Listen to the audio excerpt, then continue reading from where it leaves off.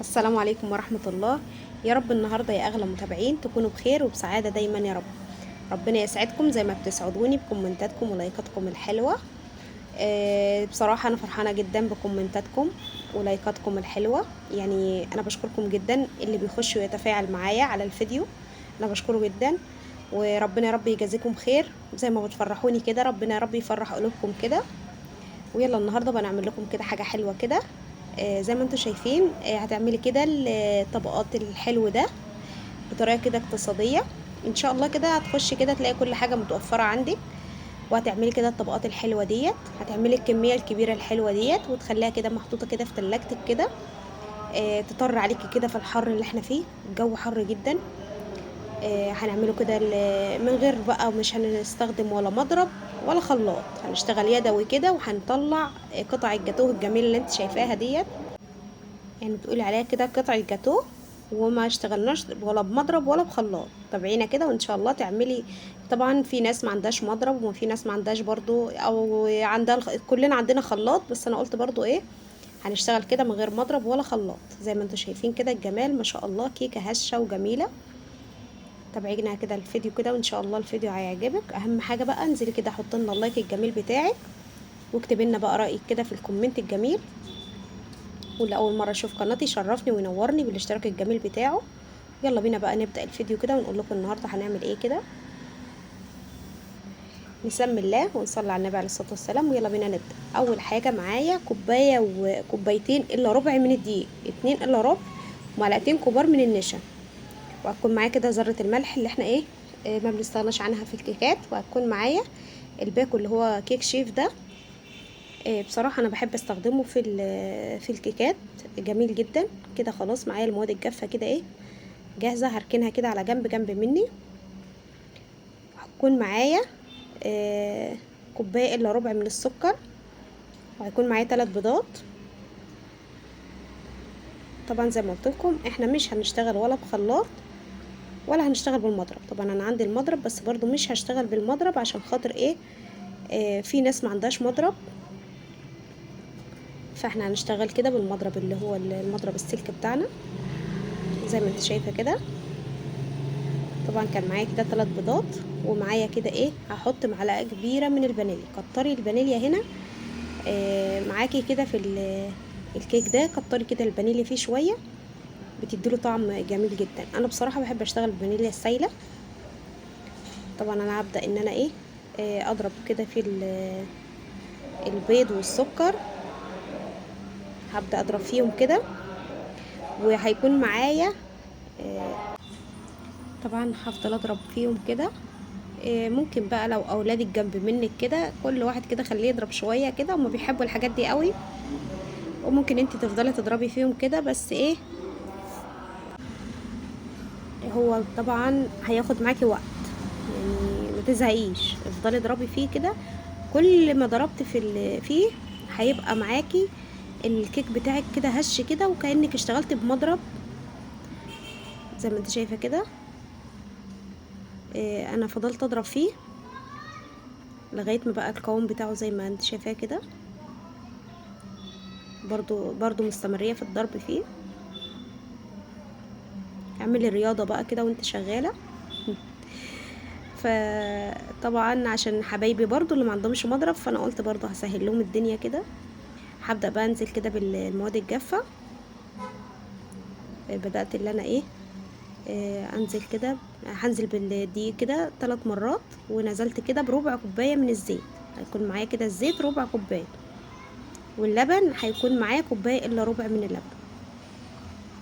اللبن معاكي لو ساقع ممكن تديله تدفئه خفيفه، يعني كانه ايه ما كانش في التلاجة. والبيض طبعا قبل ما تشتغلي طلعي البيض كده من التلاجة قبليها بساعه ساعتين. خليه كده ايه يهدى كده، ما تشتغليش بالبيض وهو ايه ما تطلعوش من التلاجة وتشتغل على طول. احط معلقه كبيره كده من المعلقه وشويه صغيرين كده من الخل.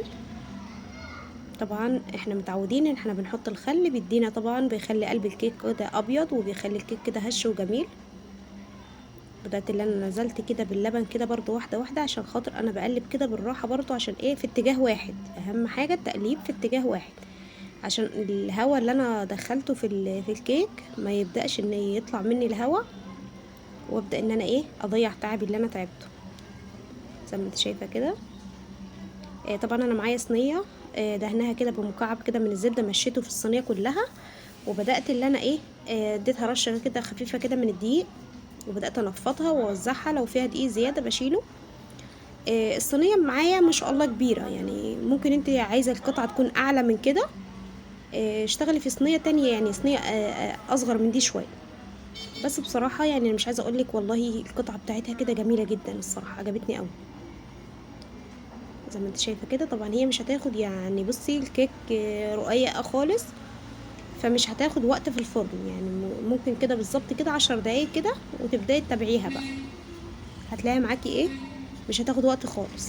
خلاص كده انا دخلتها الفرن، وهبدا بقى اعمل الطبقه التانية كده عبال ما الكيك كده ايه خلاص هو بدات خرجته من الفرن. فقلت عبال ما يبرد كده ايه ابدا اعمل كده الطبقه ديت عشان خاطر ايه انجز وقتي. حطيت 3 كوبايات من اللبن و3 معالق من السكر، وحطيت معلقه كبيره من الدقيق مليانه، ومعلقتين من النشا، وحطيت معلقه من لبن البودره، ومعلقه من الكريم شانتيه. ممكن تستغني عن اللبن البودره، وممكن تستغني عن الكريم شانتيه اللي يريحك خالص. يعني انا حبيت ان ايه اخلي الطبقه يعني مش مهلبيه، اخليها عامله كانها كريمه كده. يعني عملناها قبل كده كذا مره مع بعض، بس بصراحه بيكون طعمها جميل جدا. طبعا زي ما شفتوا انا عديتها على المصفى عشان خاطر ما لو في اي تكتلات ولا اي حاجه، وبعدين اول ما تبداي تقلبي بيبدا يفك معاكي ويبقى جميل خالص كده زي ما انت شايفه. طبعا انا هبدا ان انا ارفعه على النار، ولازم يغلي معايا كويس، مش هنزله كده من على النار غير لما يعمل فقاعات كده ويبدا يغلي. يعني هسيبه حتى وهو بيعمل فقاعات، هسيبه شويه على النار زي ما انتم شايفين. طبعا انا قلت لكم انا خرجت الكيك وسبته كده ايه يهدى شويه. خلاص كده الكيك كده برد معايا. جبت كده ايه كوبايه كده من اللبن، باللبن بالقشطه. يعني انتوا شفتوا كان فيه قشطه كده، معلقه صغيره من اللبن البودره، ومعلقه صغيره من الكريم شانتيه برضو، ومعلقه من السكر. بدات اللي انا ضربتهم في الخلاط. طبعا احنا ايه يعني انا بقول لكم في الفيديو احنا ما استخدمناش خلاط، انت ممكن تقلبيهم، بس بصراحه انا ايه قلت اما اقلبهم كده في الخلاط. انت ممكن تقلبيهم كده بايدك كده بالمعلقه في الكوبايه وخلاص، مش لازم الخلاط يعني. زي ما شفتي كده. طبعا خلاص كده معايا كده الكريمه بتاعتي اهيت. خلاص كده هحط كده معلقه من الزبده من الفانيليا. طبعا الزبده بتخليها كريمي كده وجميله. ممكن تستغني عن الزبده وتحطي معلقه من وش اللبن لو عندك وش لبن. انا برضو اللبن معايا كان فيه وش اللي هي القشطه، وش اللبن بتخلي طعمها كريمي كده وجميله جدا الصراحه. طبعا انا بعد ما زقيت الكيك كده بدات اللي انا ايه حطيته في التلاجة وسبته بقى لغايه ما ايه الكيك معايا سقع خالص. يعني خلاص بدات اللي هي ايه حتى وانا بنزل بالكريمه بتتجمد. يعني انا سبت الكريمه هدت شويه بدات تتجمد معايا، يعني انا بقيت اوزعها كده بالعافيه وهي ايه بتجمد في ساعتها من كتر ما هي ايه الكيك سقع معايا زي ما انت شايفه كده. طبعا برضو هسيبه كده ايه في التلاجة. لو مستعجله سيبيه نص ساعه كده قبل ما تعملي الطبقه التانية التالتة بقى. الطبقه التالتة تكوني ايه سبت الكيك كده في الفريزر نص ساعه. طبعا انا معايا كده باكو من اللي هو جيل المانجا، وهيكون معايا كده وحدتين من المانجا، وهيكون معايا شويه من العنب. طبعا هي كانت عايزه 2 من جيل المانجا، بس بصراحه انا مكانش عندي غير واحد، يعني ما توفرش عندي غير واحد فاشتغلت باللي عندي. بس انا بقولك هي الكميه بتاعتي ديت كانت عايزه 2، كان هيبقى حلو طبق عامل عليها طبقه حلوه. بدات ان انا جبت كده ايه طبعا عشان المانجا الايام دي متوفره، فانا قلت برضو ايه هعمل حاجه كده يعني على قد الامكانيات الحاجه المتوفره. المانجا يعني اسعارها حلوه، والمانجا جميله ما شاء الله الايام ديت، فقلت بقى ايه اعمل كده تحليه بيها. بدات ان انا اوزع كده مكعبات المانجا، وبرضه هوزع كده شويه من العنب. مش عايزه اقول لك قد ايه العنب كان جميل جدا معاها بصراحه، مديها شكل حلو وفي نفس الوقت طعمه حلو، طعمه حلو قوي معاها يعني. بدات ان انا ايه اظبطهم. طبعا انا عملت الجيلي المانجا. الجيلي احنا متعودين، انا بصراحه عملته دلوقتي كوبايه واحده. يعني ساعات مثلا احط كوبايه ونص او كوبايه ربع ميه، بس انا عملته كوبايه واحده من الميه. اخدت نصها غليته وبعد كده نزلت عليه بالجيلي ودوبت الجيلي. وبعد كده بدأت نزلت بالنص التاني، بس نزلت بيه يعني النص التاني خليته فيه مكعبات تلج. وبدأت ان انا حطيت له معلقه كده من السكر. خلاص كده بقى الجيلي معايا كده جاهز.